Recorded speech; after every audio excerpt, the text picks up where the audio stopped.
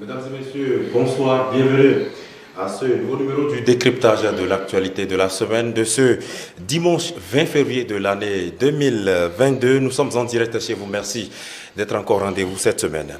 Vous le savez, du 19 au 28 février de l'année 1990 se tenait l'historique conférence des forces vives de la nation qui a réuni à la salle de conférence de l'hôtel PLM Alejo plusieurs délégués venus échanger sur le sort de la République du Bénin d'alors.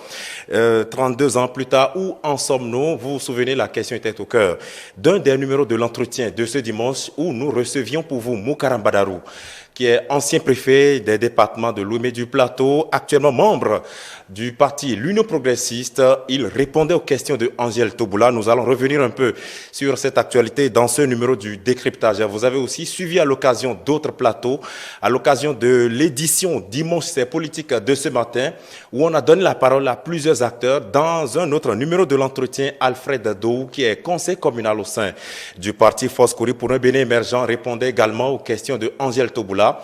Dans le duel, vous avez pu suivre Karim Goundi qui était face à Euloge Francis Attadé. On a parlé de la fièvre préélectorale dans laquelle se retrouveraient actuellement les différents partis politiques en prélude aux élections législatives de 2023. On va aussi revenir sur ces différents sujets dans ce numéro avec notre consultant politique maison, Agapit Napoléon Maforican. Bonsoir. Bonsoir Gilles Christ, bonsoir à tous les téléspectateurs.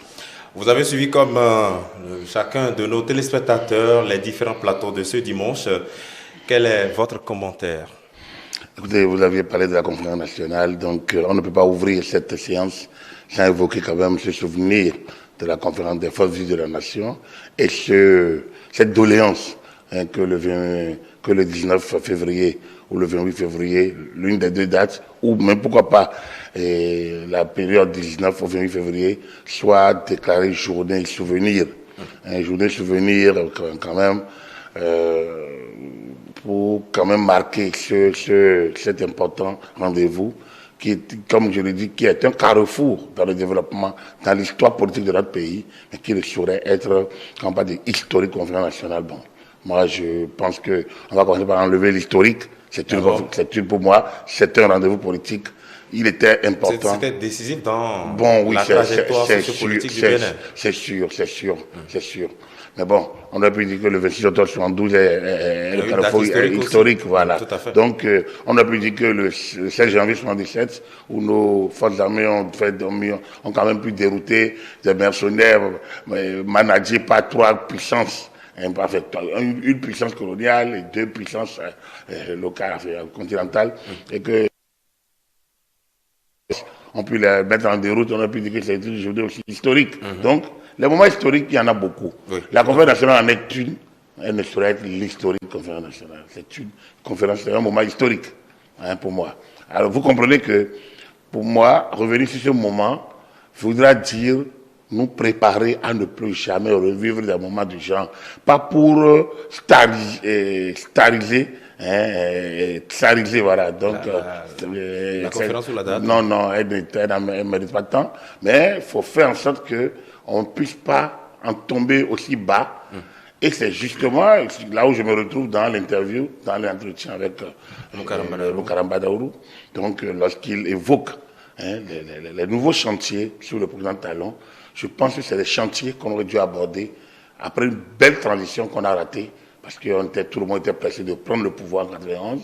On a raccourci la transition, on veut arracher le pouvoir à quel coup, tout le monde veut exercer le pouvoir. On a raccourci la transition, on n'a réglé aucun problème, on a renvoyé tous les autres problèmes au calendrier grec, on a réglé que le problème politique, le problème de la constitution, le problème des partis politiques, le problème des élections. Et alors, on a ouvert la vanne, on s'est retrouvé avec une flopée de partis politiques, des élections contestées, une classe politique atone, apathique, sans projet de société, avec les vieux démons qui sont revenus. Mais ça répondait aux besoins de l'époque. Ça répondait à aucun besoin. De l'époque. Ça répondait, il y avait que la banqueroute. Oui. Il y avait la banqueroute. Donc c'était le besoin du moment. Il y avait pas, le besoin politique n'était pas pertinent. Ça sonnait aussi le glas de la fin du PRPB. Non, c'était un environnement général de l'époque. On a décidé du multipartisme intégral. Exactement. Oui. Qu'est-ce qu'on en a fait? C'est là la question, c'est du gâchis. Ça a libéralisé l'animation de la vie politique. C'est sûr, mais ça a enrichi le panier de la ménagère, pas évident. Hein, ça a réglé quel problème? Est-ce que le problème de l'éducation a été réglé dans le fond? C'est pas évident. Est-ce que le mental du Béninois a été changé particulièrement? Pas évident. Est-ce que le respect de la chose publique a été dogmatisé? Pas du tout. Est-ce que le travail a été glorifié? Pas du tout. Donc du coup, on s'est rendu compte que oui, on a fini avec le marxisme-léninisme.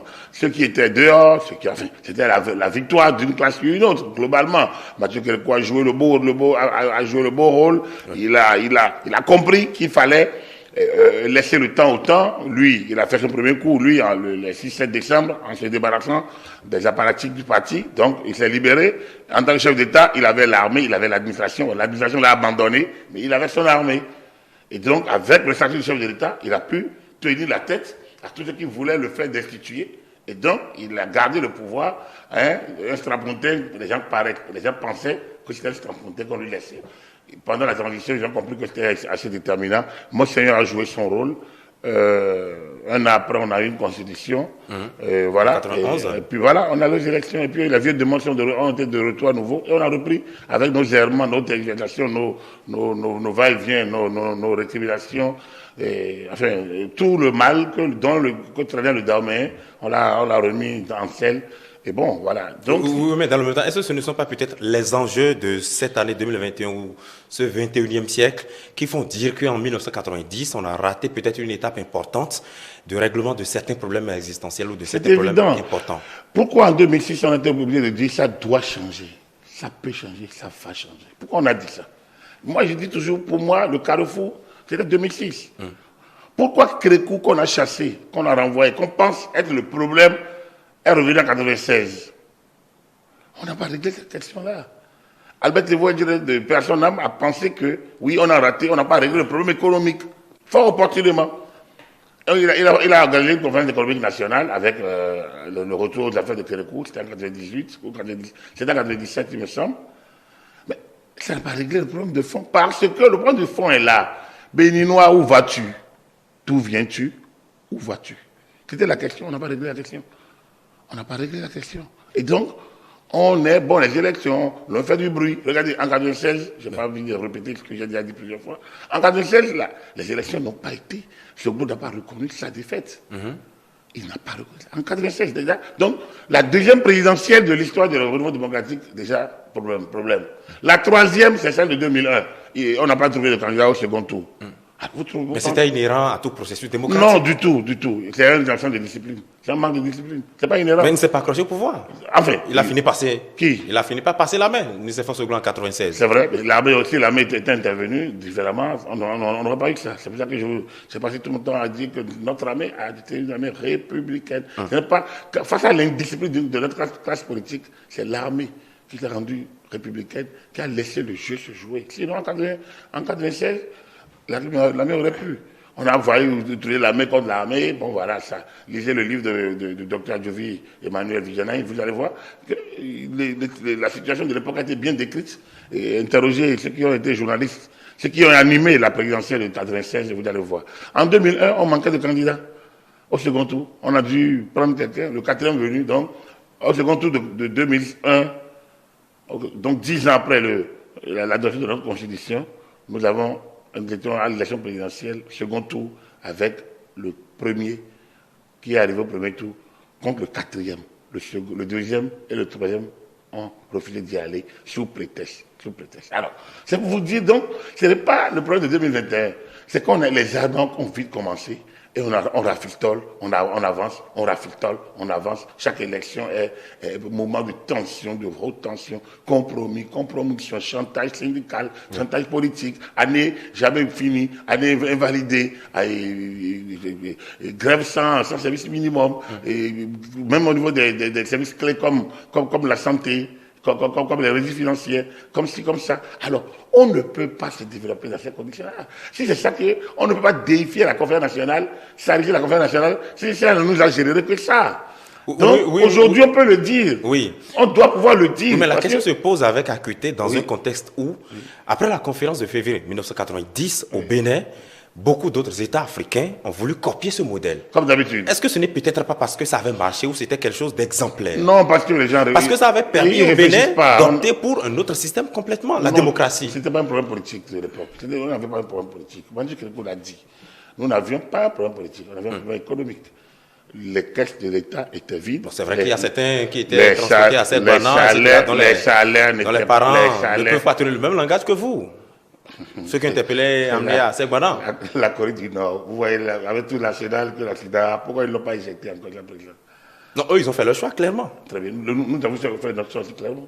On avait programmé la République populaire du Bénin, on avait l'idéologie marxiste-léniniste, on avait une constitution qui fonctionnait très bien. La constitution du 26 août 1977. Oui. Oui, 1977. Ça fonctionnait très bien. On a fait les élections à l'Assemblée nationale révolutionnaire. On avait un système qui faisait participer le peuple aux affaires. Le parti, le pouvoir était de la base vers le sommet.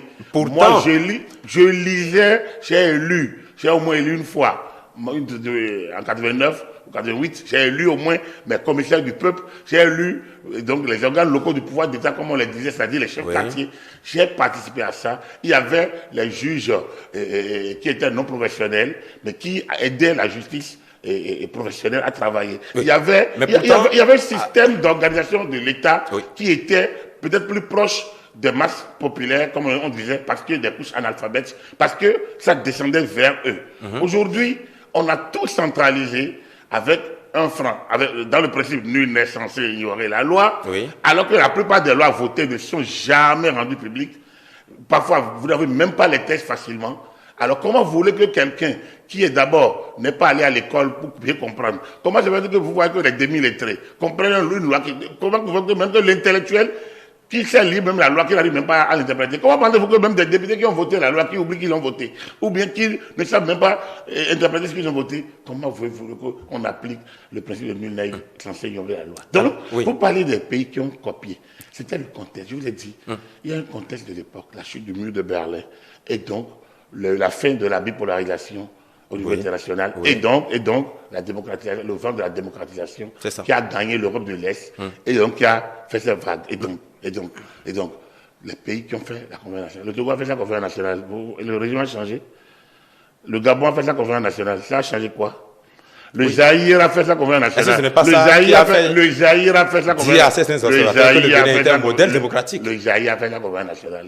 Ça a donné lieu à quoi? Comment Mobutu a quitté le pouvoir? D'où les gens estimaient que le Bénin était un modèle démocratique. Non, il n'y avait pas. Les gens nous endormaient. Il n'y avait aucun modèle. On avait un problème. Parce que vous dites qu'on n'avait pas un problème politique. Mais vous vous souvenez qu'à l'occasion de son rapport général après les travaux, le 28 février 1990, professeur Albert Evoye disait « Nous avons appris à nos dépens que tout pouvoir livré à lui-même devient fou. » Et donc, chers congressistes, vous avez voulu qu'on puisse décentraliser tout ça. Vous vous souvenez de cela? Est-ce que ce n'est peut-être pas parce qu'il y avait vraiment un sérieux problème sociopolitique qu'on en est arrivé à une telle conclusion, par exemple, dite par Albert Evoye? Pourquoi le président Senghor n'a pas voulu reconnaître sa victoire, sa défaite en 1991, en 1996? Pourquoi on n'a pas allé au second tour en 2001? Pourquoi en 2006, on a dit qu'il fallait que ça change, que ça doit changer, que ça allait changer? Pourquoi on est en rupture? On a parlé de rupture.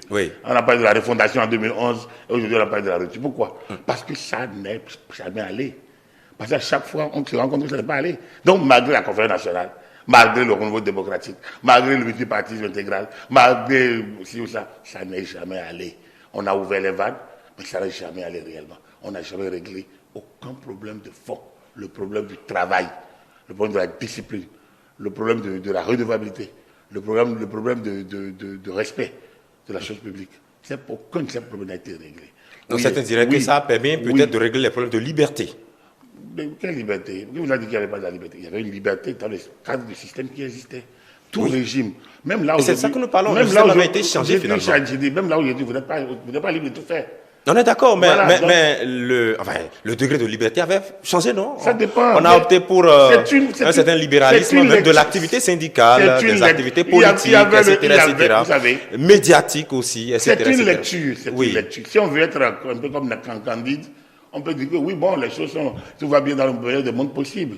On sera comme quand on dit de Voltaire.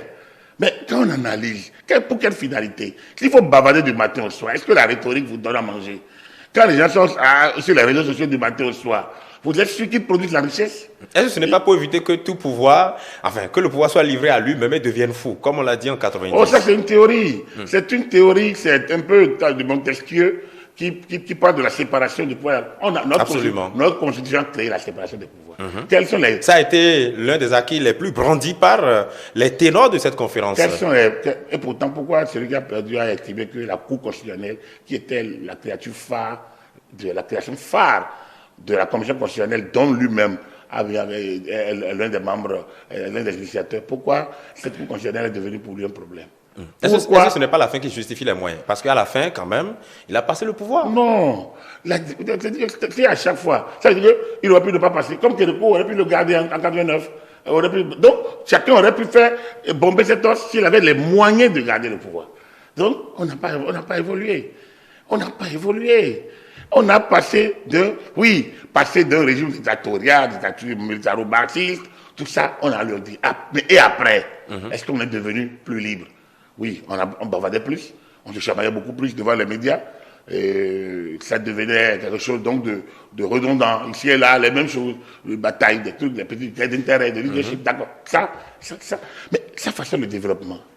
Le problème qui se pose, c'est qu'à la boule, en octobre 90, on a dit au sommet France-Afrique qu'il n'y a pas de développement sans démocratie. On s'est rendu compte, 30 ans après, 20 ans après, que c'est un leurre, c'est un slogan creux, vaseux, que la question de démocratie est une question relative. Chaque démocratie a son contenu. Une démocratie qui n'est pas organisée sur la base du travail, sur la base de la production.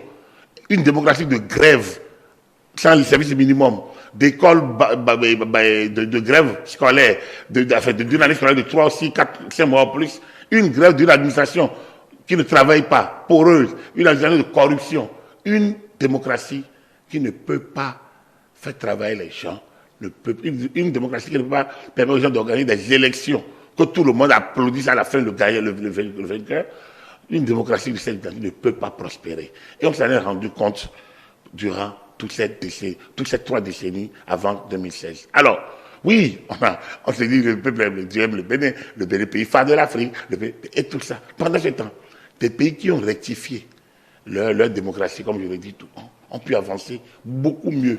Dommage qu'au Mali, ça s'est dégénéré bien après. Oui. Mais le Mali a réussi ces 10 premières années mieux que nous. Mieux que nous. C'est dommage qu'après, les situations au Sahel, au Nord et au aient touché le Mali. Alors, les Maliens venaient copier de 90 à 2016, oui. Au lieu d'être peut-être dans une certaine liberté raisonnable, on était dans le liberticide, c'est ça? Dans le libertinage. Dans le libertinage, carrément. Exactement. Carrément.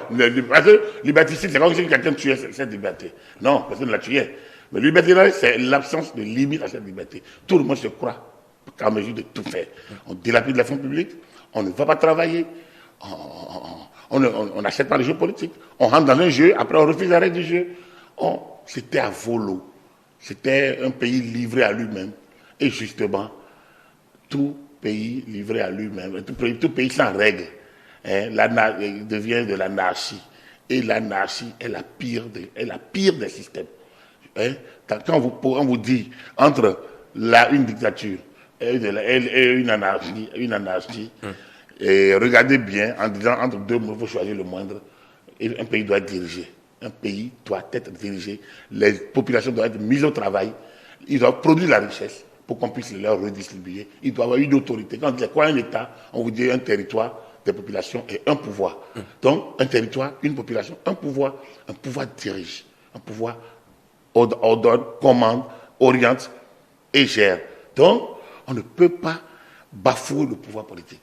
Et donc, si vous ne pouvez pas, dans l'administration, respecter les règles du jeu, dans votre maison, respecter les règles du jeu, en tant que citoyen, respecter les règles du jeu, tout en jouissant de la parcelle, de la liberté que vous aviez, là, vous n'êtes pas un bon citoyen. Alors, quand on parle de sur le PMBB, il n'y avait pas la liberté. Qui a dit ça? Il n'y avait pas la liberté d'attaquer le système. C'est de ça que nous parlons? Non, du tout. Il y avait la liberté d'aller et de venir. D'attaquer le système. Non, mais ça a aussi une forme de liberté. Oui. Dire au système que ce qu'il fait n'est pas bon. Non. Qu'il commet des erreurs. Non, dire que le système commet des erreurs, les gens le disaient, les Robert Dossou le disaient, les Gouais le disaient, les gens le disaient dans le pays. Les gens le disaient, l'écrivaient même, ils le disaient. Mais c'est la manière de le dire. Le système avait ses failles. Quand ces gens-là témoignent, ils disent qu'ils le disaient, la peur au ventre. Non, la peur au ventre. Il y avait que le parti, quand le parti communiste d'armée est créé, eux n'étaient pas là pour critiquer, ils étaient là pour déloger et pour installer ce qu'ils appelaient le prolétariat, la dictature du prolétariat. Et donc, ils s'attaquaient directement, et le parti, le pays, on les appelait à l'époque les réactionnaires, la réaction locale et internationale. C'était comme s'ils étaient là pour déstabiliser le régime. C'était la lecture que le pouvoir de l'époque avait. Mais en dehors de ça, aujourd'hui, vous ne pouvez pas non plus, normalement, l'article 34 de notre Constitution vous oblige à respecter les institutions et les lois de la République, normalement. Les respecter, normalement, voudrait dire que vous ne devez pas médire d'eux. Et que vous devez, à partir du moment où les institutions sont créées, sont instituées, sont installées et en place, soit vous pouvez commenter leurs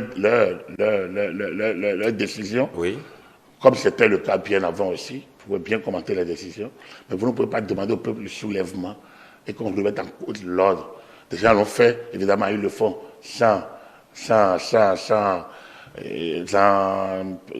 répondre, mais il doit arriver le moment où il doit commencer par en répondre, parce que c'est tout à fait logique. La note article 34, il est clair, et si on devait l'appliquer, il y a plein de personnes qui ne devraient pas avoir, qui devraient peut-être, en tout cas, qui auraient pu être sanctionnés. C'est ça, fait juger et bien sanctionner. Et répondre. Mais vous avez tracé la frontière sur 2016. Est-ce que de 2016 à aujourd'hui, en 2022, vous avez le sentiment, comme Moukaram Badarou, qu'on revient aux fondamentaux de la conférence, à dire, dans le vrai esprit de la conférence nationale, ça?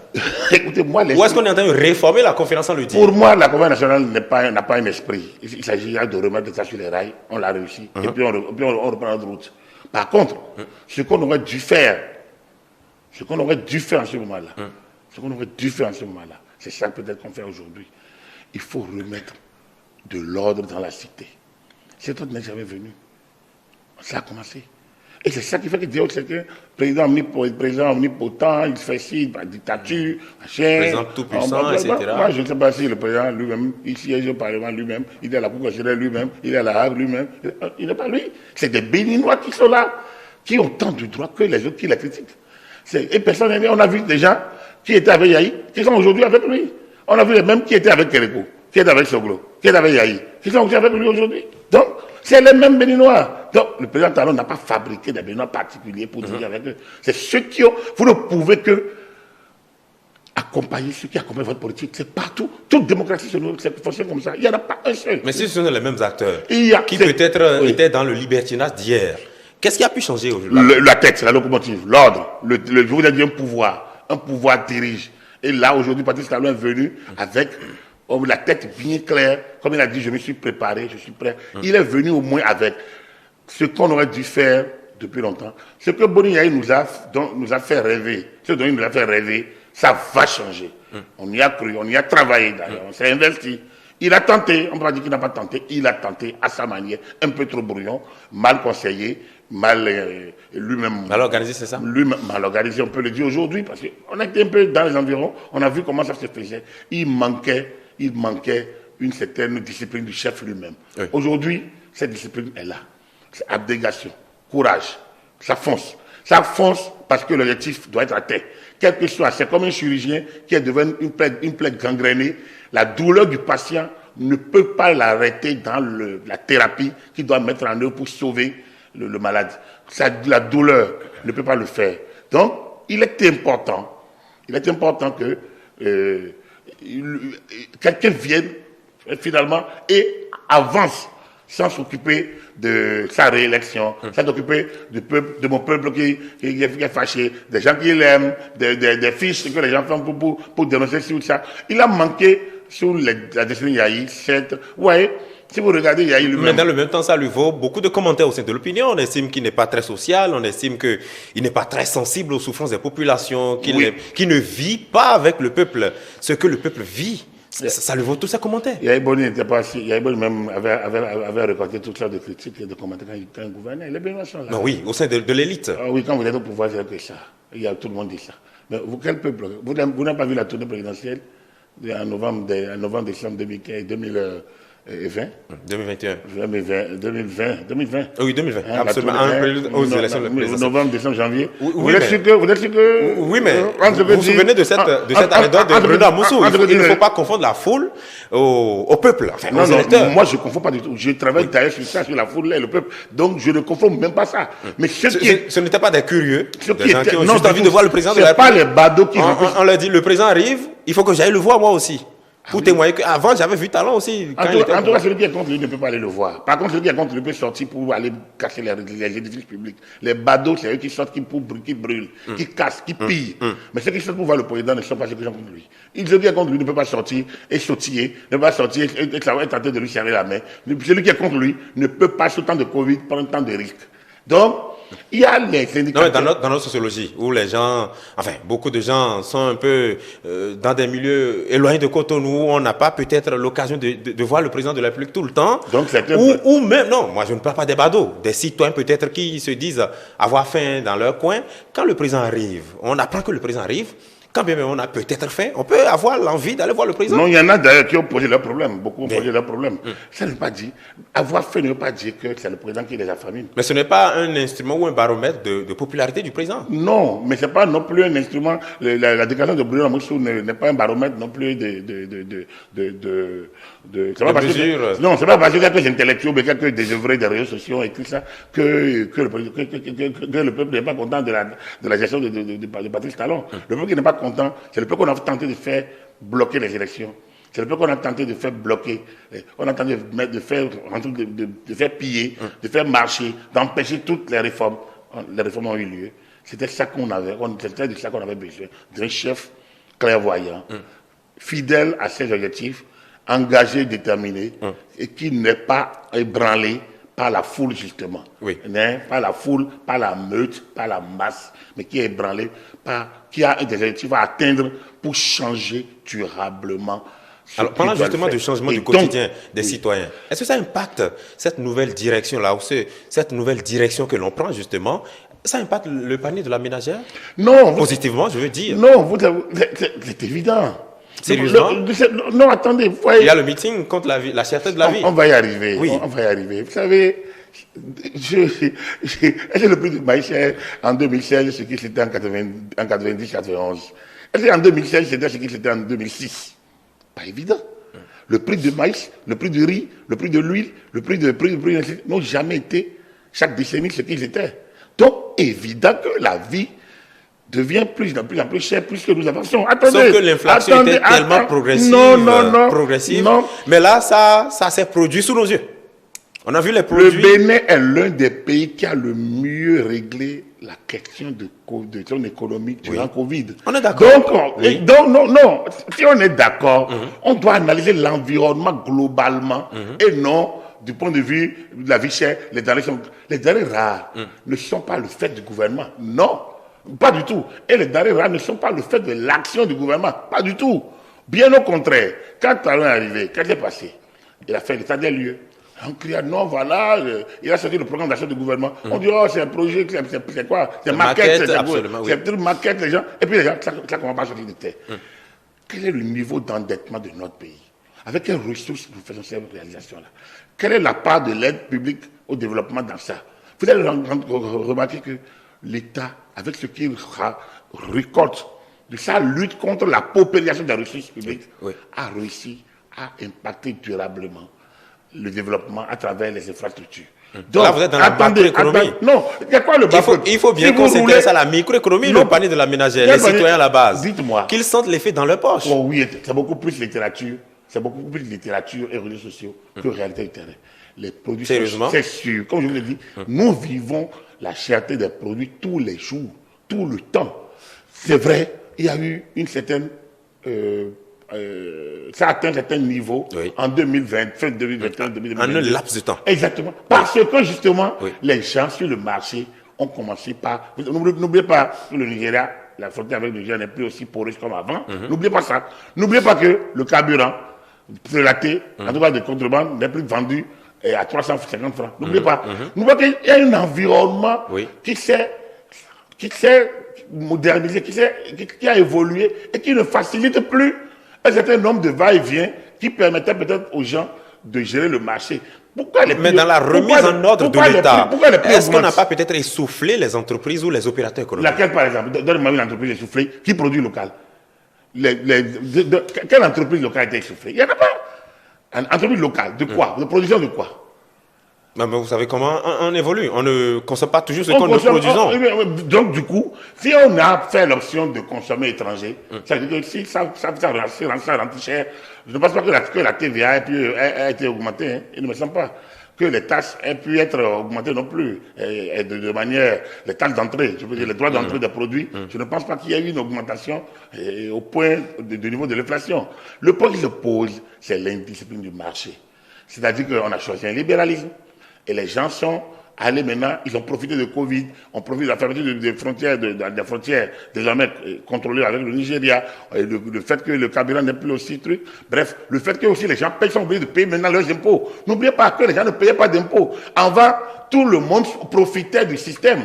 Et on ne payait pas. Aujourd'hui, le système, la numérisation ou bien la digitalisation, la dématérialisation. Merci, la dématérialisation du système fait que vous êtes obligés. Alors, avant, quand vous pouvez acheter votre bouteille de vin à tel prix, et maintenant la structure est obligée de vendre, de payer les impôts, il y a 200 francs, 500 francs qui augmentent. Et donc, le maïs, la dame qui vend le maïs aussi dit, puis tel produit augmente, moi-même je suis obligé d'augmenter le prix du maïs parce que moi-même je dois acheter sur le marché un certain nombre de produits étrangers. Celui qui vend du poisson va dire, moi aussi, c'est le poisson que je vends pour pouvoir amener mes enfants à l'école et qu'il a acheté le sac au dos, de l'acheter les fournitures qui coûtent cher peut-être, donc les chaussures et les tissus, les kaki, les uniformes. Oui. Alors j'augmente et ainsi de suite. N'oubliez pas qu'il y a une conjonction de plusieurs facteurs parce que l'État est désormais, le pays est désormais dirigé. Un certain nombre de poches de corruption, de dilapidation, de dispersion des ressources est bloqué. Un certain nombre de poches sont bloquées. Et donc, les gens sont obligés d'aller payer. Et puis qu'ils payent, ils gonflent les prix. Alors l'État est un État libéral. Il ne peut pas fixer tous les prix. Enfin, il ne doit même pas fixer. Là où l'État fixait les prix, il sponsorisait.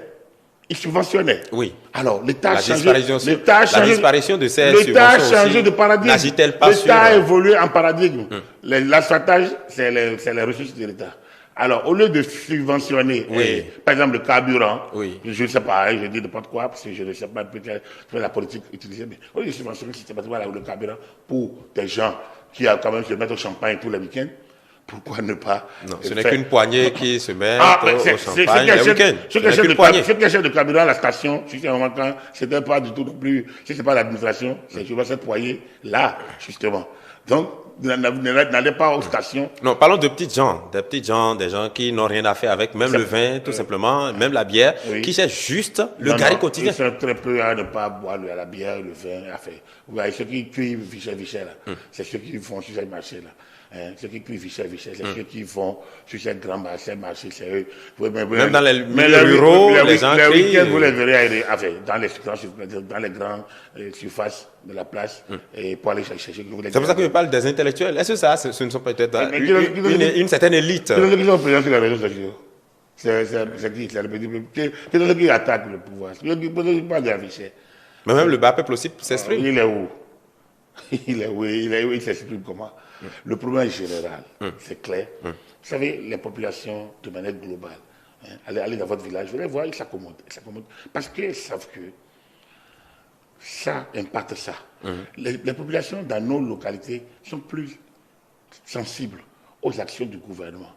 Des gouvernements d'ailleurs, pas celui-ci qui est là, des gouvernements parce qu'elles voient les choses changer, elles voient les choses évoluer, elles voient un certain nombre d'avancées au niveau de l'énergie, au niveau de l'appropriation de l'eau, au niveau donc de la santé publique, au niveau donc de la manière dont Covid a été géré, n'était pas évident. Pour les Béninois, ça paraît tellement évident parce qu'il a été géré comme ça. Mais si on avait été bloqué, les marchés fermés, mais ça n'aurait pas été, ça aurait été pire qu'aujourd'hui. Regardez, si on avait fermé, on avait fait un coup fait total. Vous pensez qu'on va parler de ces prix-là? Les gens il y aurait eu une inflation, il y aurait eu une spéculation terrible du marché. Le président me l'a dit. Voilà, le gouvernement a géré tout ça. C'est dire que, en fait, tout n'est pas peut-être meilleur, mais je pense que En tant que gouvernement d'un pays libéral, d'un système, dans le marché économique dans lequel nous sommes, le gouvernement fait de son mieux. Il appartient normalement à chacun. Donc aux vendeurs, aux consommateurs, aux vendeurs et aux opinions, enfin à ceux qui font l'opinion d'impacter ce marché-là. Moi je pense que par exemple, quelqu'un gonfle le prix, moi je ne prends pas par exemple le produit.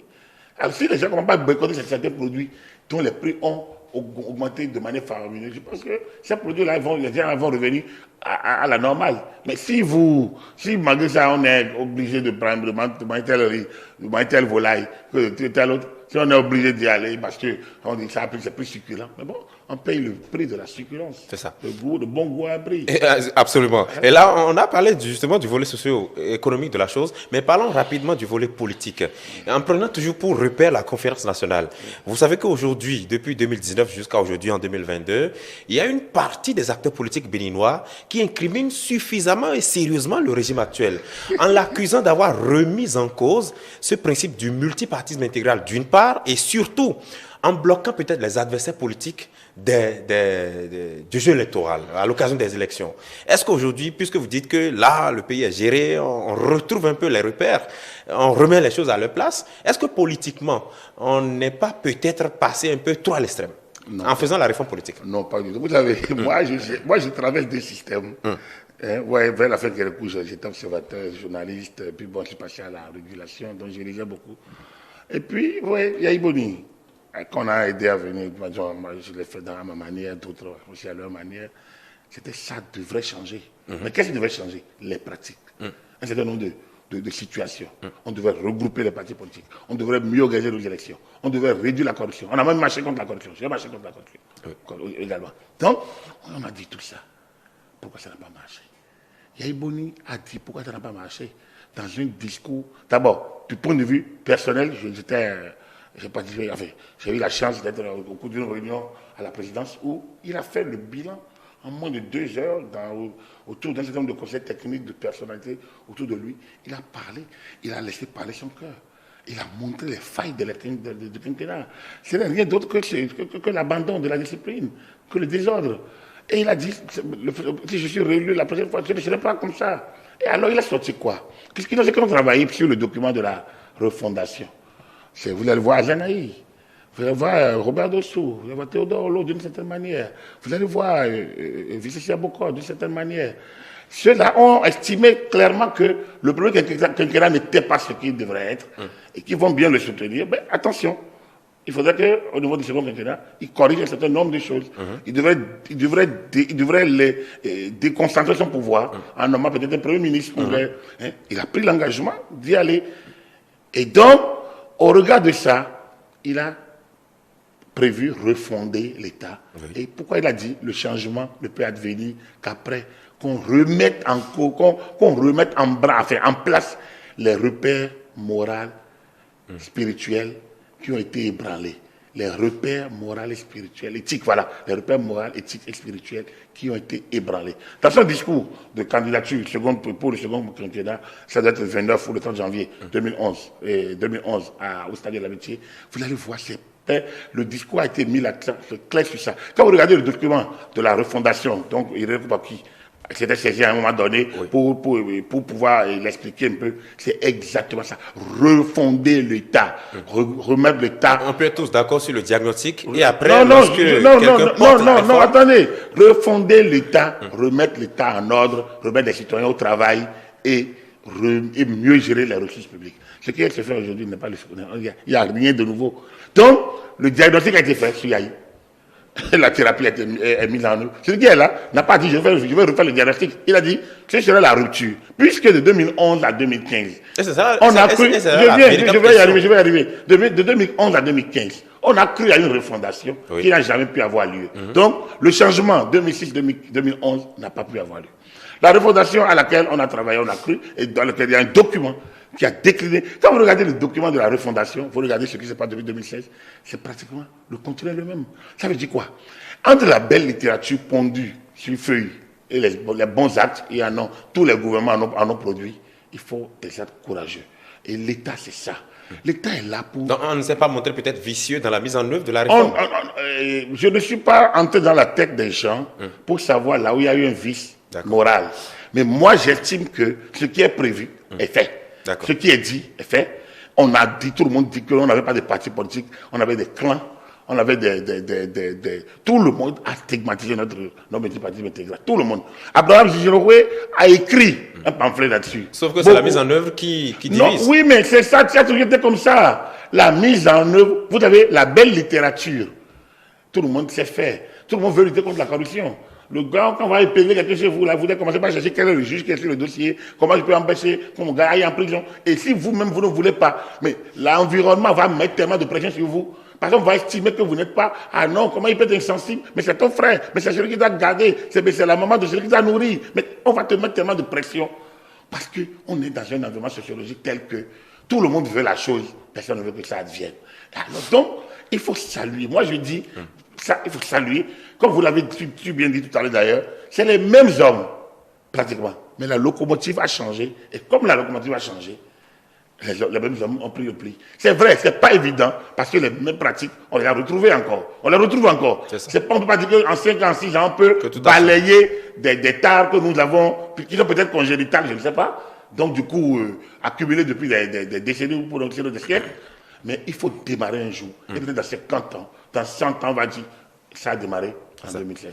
Merci à vous, Agapit Napoléon Mafourican. Le dimanche prochain, je crois que nous serons toujours dans la fièvre de la commémoration du 32e anniversaire de la conférence nationale. Peut-être reviendrons-nous encore sur d'autres aspects de cet échange. Et parlerons peut-être donc de retour sur des œuvres. Des œuvres d'art, effectivement. Et de la belle semaine qui a démarré avec le président.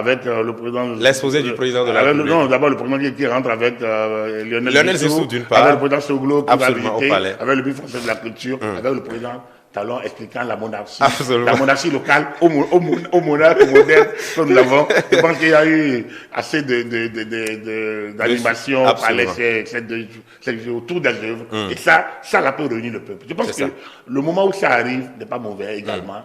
Il y a un lien.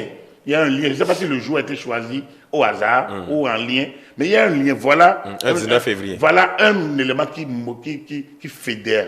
Le président Lionel Zissou, mais c'est pas Soglo. Il manquait qui Boni Yayi. Et puis j'espère que dans le programme, il fera son tour. De toute façon, les images, c'est de très belles images d'un peuple qui se retrouve. Et ça, on ne peut que saluer. C'est ce nouvel esprit qui se met en place, qui ne sera pas sans difficulté. On aura des remises en cause, on aura des doutes, on aura des attaques, mais il faut toujours se relever et avancer. C'est ça qui est la meilleure chose qu'on peut dire qui nous arrive depuis 2016. Voilà, comment conclure encore cette émission que ce bel appel à l'unité nationale. Merci à vous, Agapit Napoléon Mafourican, consultant politique de E-Télé.